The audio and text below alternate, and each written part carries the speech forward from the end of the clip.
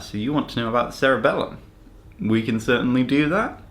So if we have a think with where is the cerebellum to start off with, we look at a brain. It's really noticeable. It's one of the most distinctive parts other than the cortex, which is what you see. Just underneath that and behind the brainstem is the cerebellum. It looks like the cortex, but it's not. It's another type of cortex. So your typical cortex is made up of 6 different layers of cells, and the cerebellum doesn't have that many layers. That is made up of 3 layers. Now that we know where it is, what does it do? That's always an interesting question with the brain, because the brain is really weird. It's a big lump of stuff, and we really want to know what specific areas do. If we point at a bit of a brain, we want to be able to say, this area does this. And the brain accommodates us for part of it. The motor cortex has to be one of the most examined areas, because you can literally just say, this area, bzzzt, zap it with electricity. Oh, it makes your legs kick. And it's really easy to map out. But then this doesn't correlate onto the rest of the brain, which I think upsets people. We want to have that amazing ability to categorize the brain for all of the brain. And unfortunately, that's not the case. It's more a big, soupy mess of weird activity, which we can generalize to an extent, but not all the way. And the same goes for the cerebellum. Generally, we can look at what things do through what happens when they're damaged. What you see when people have cerebellar damage is inhibition to their ability to make movements.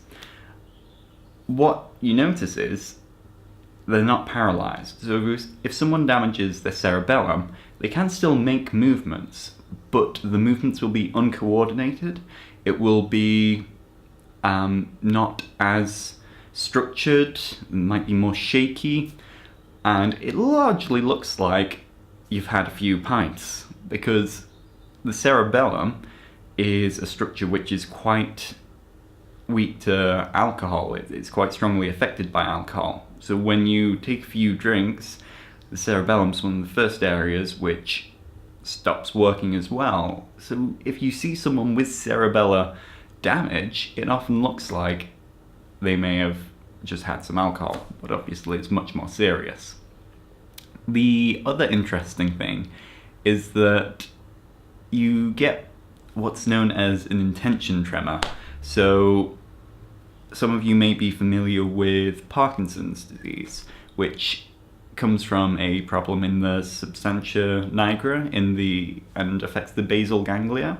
And the basal ganglia is involved in movement as well, but you can draw a nice comparison to the cerebellum, because in Parkinson's disease, people tend to have a problem with initiating movement. So sometimes a person will just sit in a chair and they're not able to get up even though they want to make that movement. And even little things like just putting an object in front of the person and asking them to pick up that object, that can be enough of a prompt that they can pick up the object, and that will just get the movement started, so that once they're started they can carry on that movement. But with the cerebellum, if that's damaged, it's not that people have a problem starting movement, but they get this intention tremor, which is to say, if you're going to hold something, your hand is fine, but then as you go over to it, it starts to shake. And I think this really shows how it's not in the starting or the selecting of what kind of movement to do that lies with the cerebellum, but really it's that fine-tuning of movement and making sure that you're doing the movement that you want to do and doing it well. How does the cerebellum do these things? Well, if we look at the cells in the cerebellum, that may be easiest because there's only really four main kinds of cells. We start with the input because things have to go into the cerebellum, and that comes from mossy fibers, which get pulled from all different kinds of areas of the brain and convey massive amounts of information. From there, information about what movements we plan on doing gets communicated, sensory information of what we can see, what we can feel, what we can hear, vestibular information from our canals in our ears, telling us the orientation of our body, and also information on the position of our limbs. So like, if we know that our hand is upright or sideways, we know it without even looking. And it's not touch, it's just that we've got receptors in the cells which detect this. It's proprioception. And the cerebellum gets that information as well. The mossy fibers communicate this information to the lowest level of the cerebellum, which is where granule cells are, and they sort of branch upwards, go to the top third layer of the cerebellum, and there they split into parallel fibers. And there's loads and loads of these cells which go up and split, and go up and split, and go up and split. And these parallel fibers, they go on and on, all in nice little rows, and it gives the cerebellum this striated or striped look. They synapse onto Purkinje cells, and Purkinje cells are lovely things. If you see a picture, you might recognize it because they're sort of a very famous looking neuron. Because of this amazing branch structure, they have one process that goes out, but that one process branches thousands and thousands of times to look just like a giant tree. And if you look at some of the early stainings people did with silver, it's absolutely fabulous. And interestingly, they're flat as well. They're not. If you saw a picture, you might imagine them to be bushy, but they're not. They're completely flat. But these structures, if we say that the parallel fibers represent the input to the cerebellum, these sort of represent the output because they synapse onto the deep cerebellar nuclei. They give an inhibitory input, and the cerebellar nuclei then communicate that to other areas of the brain. And what other areas of the brain do with that signal varies depending on what area of the brain it is, so I won't go too much into that. But I would just think of, if the cerebellum is a machine for smoothing out movements, the input goes through the granule cells and parallel fibers. The input is the intentioned movement, so I want to move my hand there, but it might be shaky and it might not be quite the movement we want to make. And the Purkinje cells is the output, so that's the modulation of the movement. So it's the changing this into this. And how does it do that? Because I've not really explained that yet. And the answer is one more kind of cell, because I said there were 4 types of cells. We've had mossy fibers, granule cells, Purkinje cells, and lastly is the climbing cell fiber. And for every Purkinje cell there is exactly one climbing fiber to go along with it, and it wraps around the Purkinje cells, all around it. And this acts as an error detection signal. Okay, so the climbing cell is an error detector. What does that mean?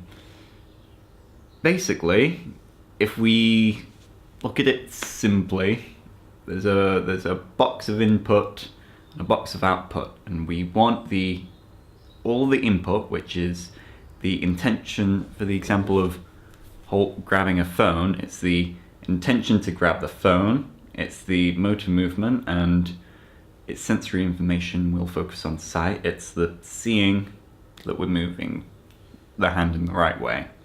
We want to combine all that information in such a way that the output of the cerebellum is a correct motor movement.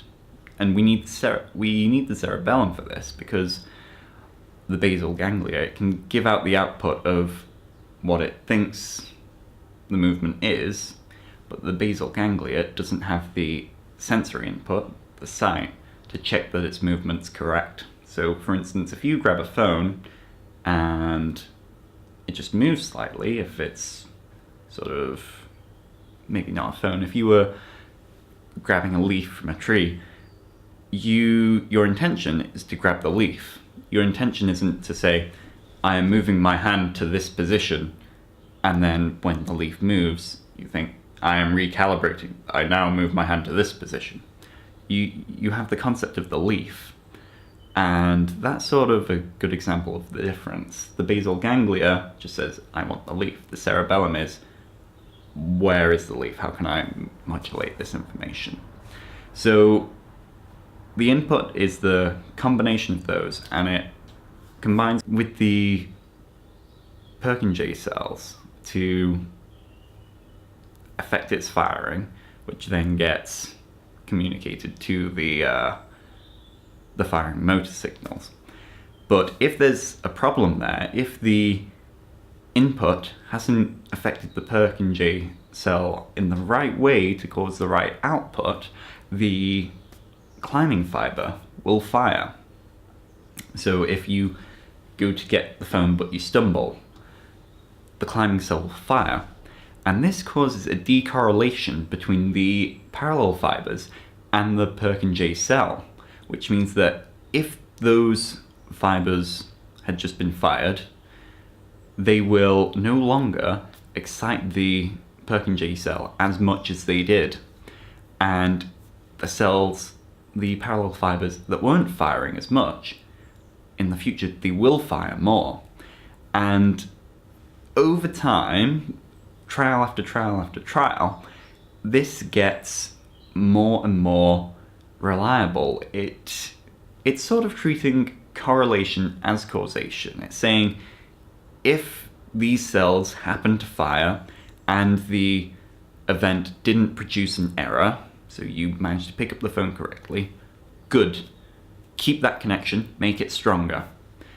If these cells fired and there was an error, bad. Get rid of this connection, try something else.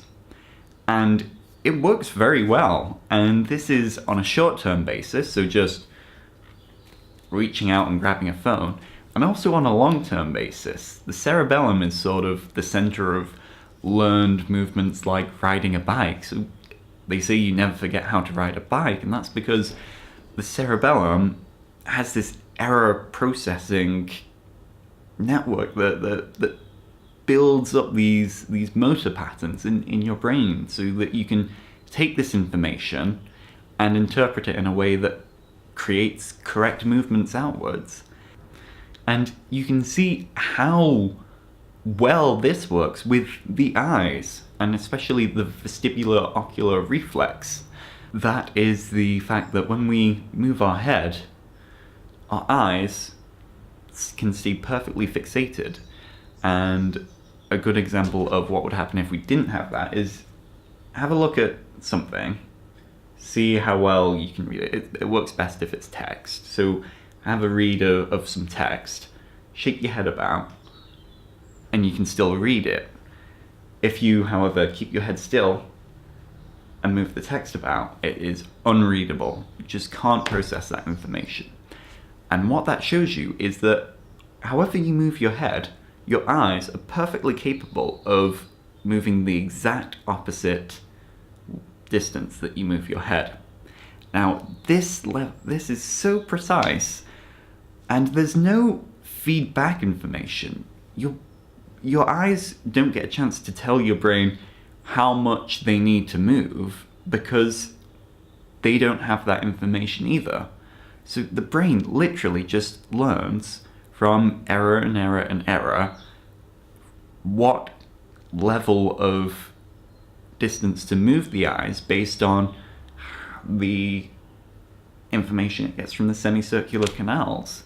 And this accommodates for strength of muscle, aging, so growing bigger, like changing distance of eyes. If you wear glasses, that will change how much you need to move your eyes, but the cerebellum can quite quickly accommodate for all of this to the point where you don't even notice.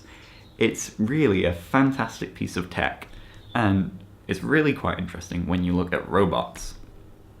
Robots, you may often see these videos of robots where it's not going quite so well. I'd say that a lot of that can be attributed to the lack of a cerebellum, because they make sort of an intended movement, but they don't have any way of adjusting this movement to their goal.